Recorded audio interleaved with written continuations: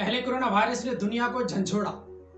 अब नहर स्वीज में फंसे जहाज ने एक और वार्निंग देते हुए पैगाम दिया है कि जदीद दुनिया इतनी मुस्तहकम नहीं है जितना हम उसे समझते हैं। वो छोटा सा एक वाकया उसे हिला कर रख सकता है। पिछले हफ्ते नहर स्वीज में फंस जाने वाले देवकामत बहरी जहाज की वजह से रोजाना दुनिया को 9 अरब डॉलर से ज्यादा नुकसान हो रहा है।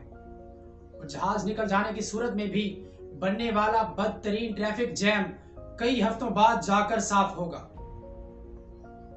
इस खबर के बाद से पूरी दुनिया की तवज्जो नहर स्वीज की तरफ मबजूल हुई, लेकिन कम ही लोग जानते हैं कि इस नहर का अव्वलीन मंसूबा दूसरे खलीफा हजरत उमर के दौर में तैयार हुआ था, लेकिन बावजूद इस पर अमल नहीं हो सका, जिसकी तफसील हम बयान करेंगे।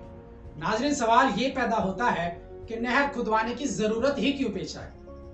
इसकी तफसील मौलाना शिबली नुमानी अपनी मशहूर किताब अल फारूक में बयान करते हैं।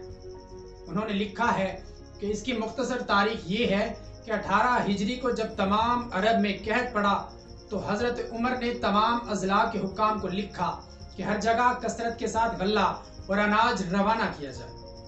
अगरचे इस हुक्म की फौरी तामील हुई, लेकिन शाम और मिस्र से खुशकी का जो रास्ता था बहुत दूर दराज था, इसलिए गल्ला भेजने में फिर भी देर लगी।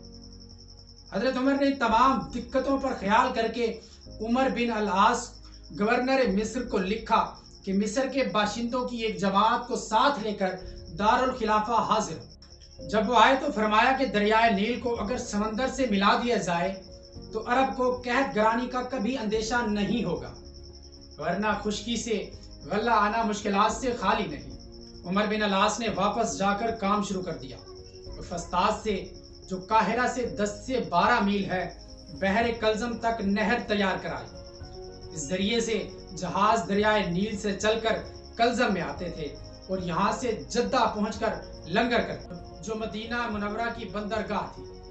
यह नहर तकरीबन 69 मील लंबी थी और ताज्जुब यह है कि 6 महीने में बनकर तैयार हो गई।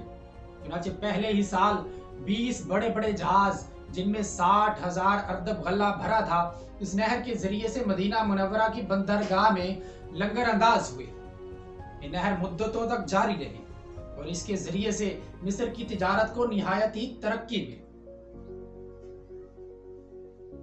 हजरत उमर बिन अल आस को तामुल था कि यह मंसूबा कामयाब हो सकता है, लेकिन जब उन्होंने देखा कि हजरत उमर इस बारे में बहुत संजीदा है तो उन्होंने खुदवाने की तैयारी शुरू कर दी। तारीखदान अब्दुल हुकम के मुताबिक एक कब्ती मिस्री ने उन्हें वो कदीम रूमी गुजरगाह दिखाई जो अब रेत से अट चुकी थी। इसके इवज हजरत उमर बिन अल आस ने उस कब्ती और उसके खानदान का जुजिया माफ कर दिया। शिबली नुमानी लिखते हैं कि हैरत अंगेज तौर पर यह नहर सिर्फ 6 माह में तैयार हो गई। नहर जब तैयार हुई तो हजरत उमर बिन अल आस ने भी इस पर सफर किया। इस नहर को नहर अमीरुल मोमिनीन का नाम दिया गया। जदीद नहर स्वीज का मंसूबा 19वीं सदी के वस्त में फ्रांसीसी सफारतकार फर्डिनेंड लीस्ट ने तैयार किया था, जिन्होंने इस जमाने के मिस्री खदीम सईद पाशा से उसकी इजाजत ली थी। खुदाई के लिए स्वीज कैनाल कंपनी कायम की गई।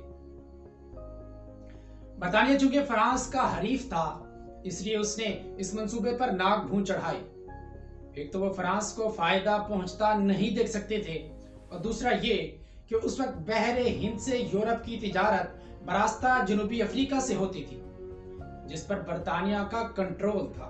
ताहम इस मुखालफत के बावजूद 25 अप्रैल 1859 को काम शुरू हो गया और इस 10 बरस के अरसे और 15 लाख के करीब मजदूरों की मुशक्कत के बाद यह अजीम मंसूबा मुकम्मल हुआ।